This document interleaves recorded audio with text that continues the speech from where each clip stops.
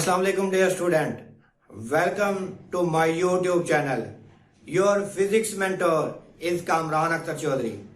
आज हम लोग जिस आर्टिकल के बारे में बात करेंगे वो है fields of force. Let's see. Article का नाम है फील्ड्स ऑफ फोर्स.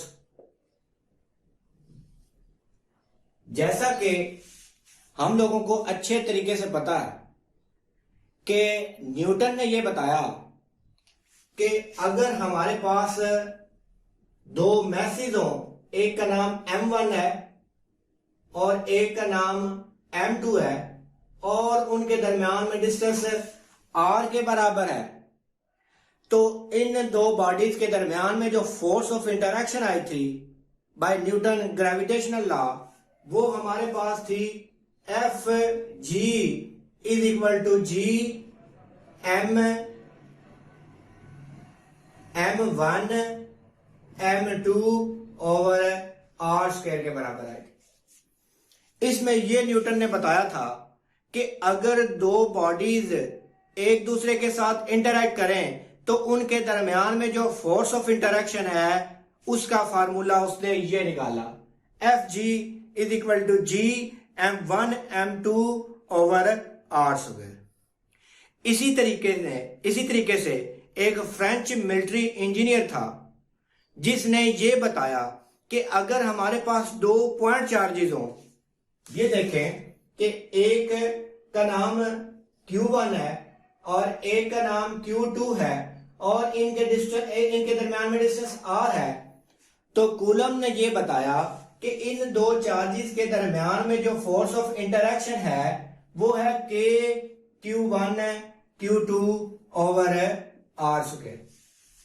अब ये वो दो साइंटिस्ट थे जिन्होंने ये बताया कि अगर दो मैसेज के दरमियान में फोर्स ऑफ इंटरेक्शन चेक करनी है तो न्यूटन का ग्रेविटेशनल लॉ इस्तेमाल करना पड़ेगा, और अगर दो चार्जेस के दरमियान में फोर्स ऑफ इंटरेक्शन मालूम करनी है तो हमें कूलम्स लॉ जो है वो लगाना पड़ेगा. इन दोनों के लॉज को स्टडी करने के बाद हमारे ज़हन में कुछ क्वेश्चन अराइज होते हैं. वो क्वेश्चन क्या है वो मैं लिख देता हूं. नंबर 1, ये फोर्सेस आई कहां से, यानी कि इन फोर्सेस का ओरिजिन जो है वो क्या है. दूसरा सवाल, हमारे ज़हन में इन दो लॉज को स्टडी करने के बाद ये आया कि ये जो फोर्सेस हैं दो मैसेज के दरमियान में और दो चार्जेस के दरमियान में, फोर्सेस की ट्रांसमिशन जो है वो एक बॉडी से दूसरे बॉडी तक और एक चार्ज से दूसरे चार्ज तक किस तरीके से होती है, यहां पर दो क्वेश्चन अराइज हो गए. अब साइंटिस्ट जो है इन क्वेश्चंस को निकालने के लिए, इन क्वेश्चंस का आंसर निकालने के लिए इस पर लग गए. बहुत सारे एक्सपेरिमेंट करने के बाद यह अंदाजा लगाया गया कि दो मैसेज के दरमियान में जो फोर्स जनरेट होती है और दो चार्जेस के दरमियान में जो फोर्स जनरेट होती है, यानी जो फोर्सेस का ओरिजिन है, वो कोई भी साइंटिस्ट जो है उसके बारे में ठीक तरीके से जवाब नहीं दे सका. यानी कि ओरिजिन के बारे में कोई साइंटिस्ट जो है वो जवाब नहीं दे सका. तो ये जो पहला क्वेश्चन था ओरिजिन वाला कि ये फोर्सेस का ओरिजिन जो है ये क्या है, ये अभी तक स्टिल अननोन है. कोई भी साइंटिस्ट जो है इसके बारे में नहीं बता सका.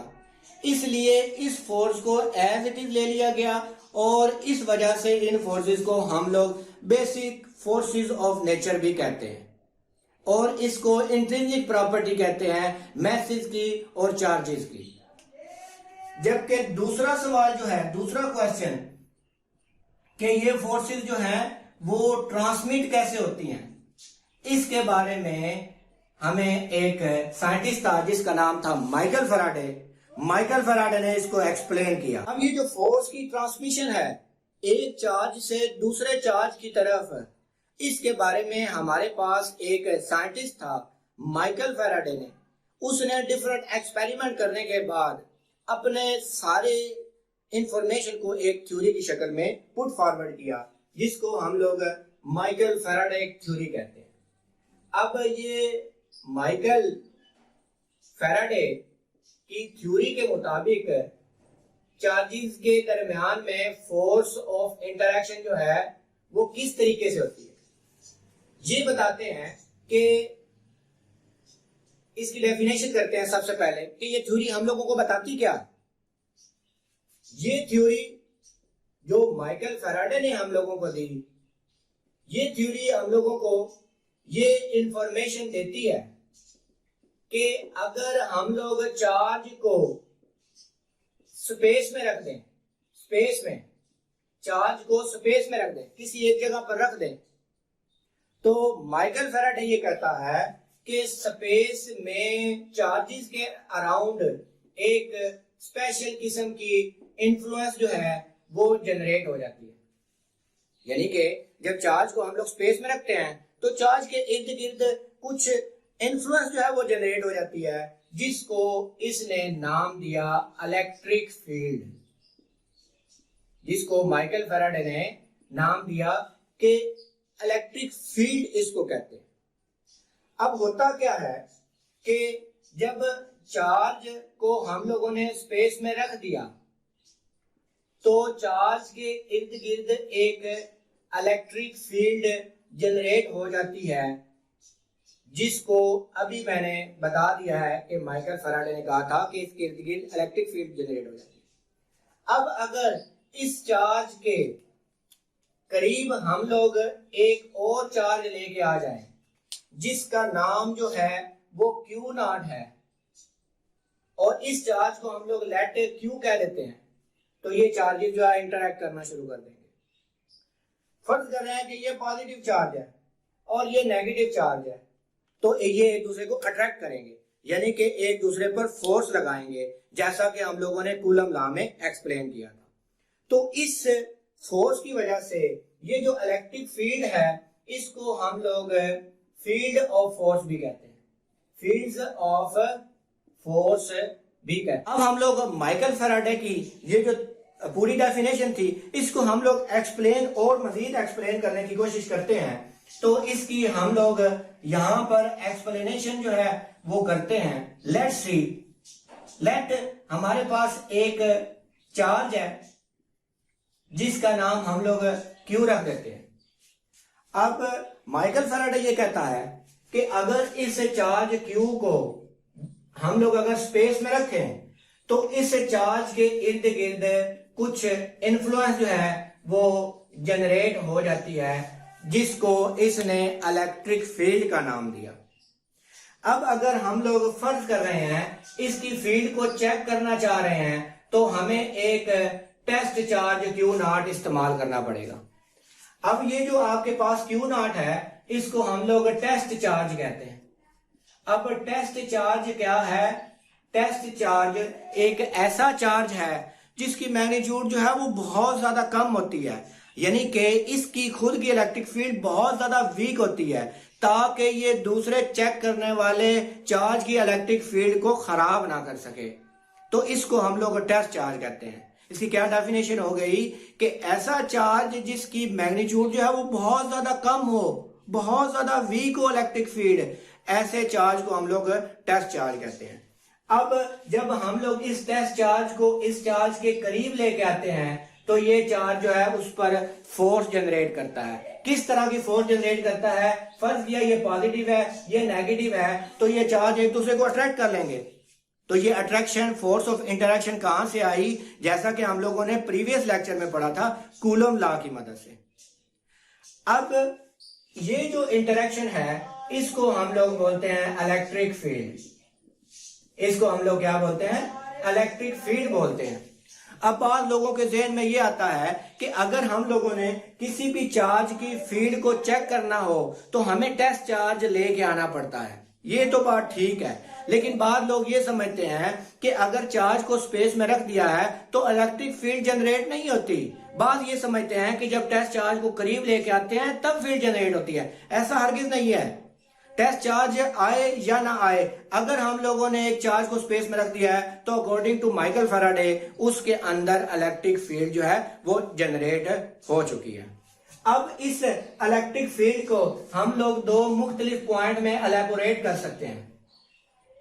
एक पॉइंट ये है कि जब चार्ज को हम लोग स्पेस में रखते हैं तो उसके इर्द गिर्द एक इन्फ्लुएंस है, यानी इलेक्ट्रिक फील्ड जो है वो जनरेट हो जाती है। इलेक्ट्रिक फील्ड इसके अंदर जो है वो बन जाती है। अब दूसरा पॉइंट ये है कि अगर हम लोग टेस्ट चार्ज क्यू नॉट जो है उस चार्ज के करीब लेके जाएं तो ये एक दूसरे के साथ इंटरएक्शन करते हैं, और ये चार्ज Q जो है जिसकी इलेक्ट्रिक फील्ड को चेक करना है, ये दूसरे चार्ज पर फोर्स एक्सर्ट करता है।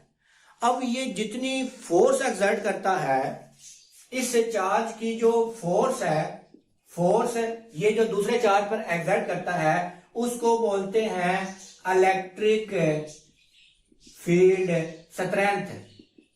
उसको इलेक्ट्रिक फील्ड स्ट्रेंथ या इलेक्ट्रिक फील्ड इंटेंसिटी कहते हैं, और उसको हम लोग E से जो है वो डिनोट करते हैं, और ये एक वेक्टर क्वांटिटी। ये क्या चीज मैंने बताई है, फर्ज कर रहे हैं ये चार्ज पॉजिटिव Q है और दूसरा टेस्ट चार्ज जो है वो नेगेटिव Q है, तो ये positive charge Q negative charge Q को अपनी तरफ अट्रैक्ट करेगा। अब ये जितने हमारे पास फोर्स से अपनी तरफ अट्रैक्ट करेगा उसको इलेक्ट्रिक फील्ड इंटेंसिटी कहते हैं या इलेक्ट्रिक फील्ड स्ट्रेंथ कहते हैं, और वो हमारे पास E के बराबर होती है। E से हम लोग डिनोट करते हैं, और ये एक वेक्टर क्वांटिटी है। अब इसका फार्मूला हमारे पास क्या आ जाएगा कि E is equal to F over Q naught हमारे पास आ जाएगा। अब ये Q नॉट इस वजह से लिखा है कि इलेक्ट्रिक फील्ड इंटेंसिटी Q की मालूम करनी है, तो इस चार्ज पर जितनी फोर्स ये चार्ज लगा रहा है वही तो इलेक्ट्रिक फील्ड इंटेंसिटी होगी। अब यहां से नजर आ रहा है कि इसका यूनिट जो है वो न्यूटन ओवर कूलम के बराबर होता है।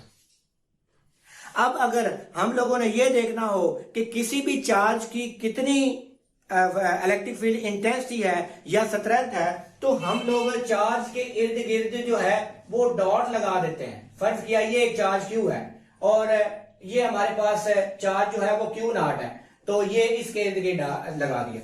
अब यहां पर नजर आ रहा है कि हमारे पास इस चार्ज के इर्द गिर्द ये जो डॉटेड पॉइंट है ये ज्यादा है बानिस्बत Q नॉट के, तो इसका मतलब ये हुआ कि इस चार्ज की इलेक्ट्रिक फील्ड इंटेंसिटी ज्यादा है। यानी कि अगर हम लोग किसी भी चार्ज की इलेक्ट्रिक फील्ड को रिप्रेजेंट करना चाहते हैं तो उसके इर्द गिर्द जितने ज्यादा डॉट की इंटेंसिटी होगी उतनी ज्यादा उसकी इलेक्ट्रिक फील्ड होगी।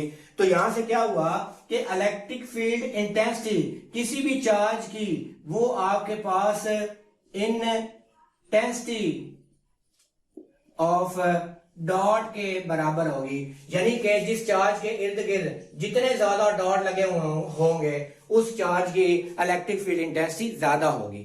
यहां से नजर आ रहा है कि अगर इस चार्ज की इलेक्ट्रिक फील्ड इंटेंसिटी हम लोग देखें इसकी निस्बत, इस चार्ज की इलेक्ट्रिक फील्ड इंटेंसिटी देखें इसकी निस्बत, तो ये इसकी ज्यादा है बानिस्बत। अब हम लोग इस इलेक्ट्रिक फील्ड इंटेंसिटी को कूलम लॉ की मदद से इसको एक्सप्लेन करें तो देखें क्या होता है।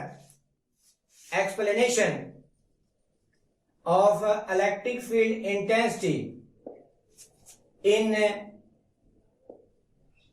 Electric field intensity with the help of coulomb law. Coulomb law की मदद से इलेक्ट्रिक फील्ड इंटेंसिटी को जो है वो हम लोग और मजीद ब्रीफ करने लगे। अब फर्ज कर रहे हैं कि लेट हमारे पास ये चार्ज Q है, तो इसको हम लोगों ने स्पेस में रखा, तो अकॉर्डिंग टू माइकल फैराडे इसके इर्द गिर्द electric field intensity electric field जो है वो जनरेट हो गई है।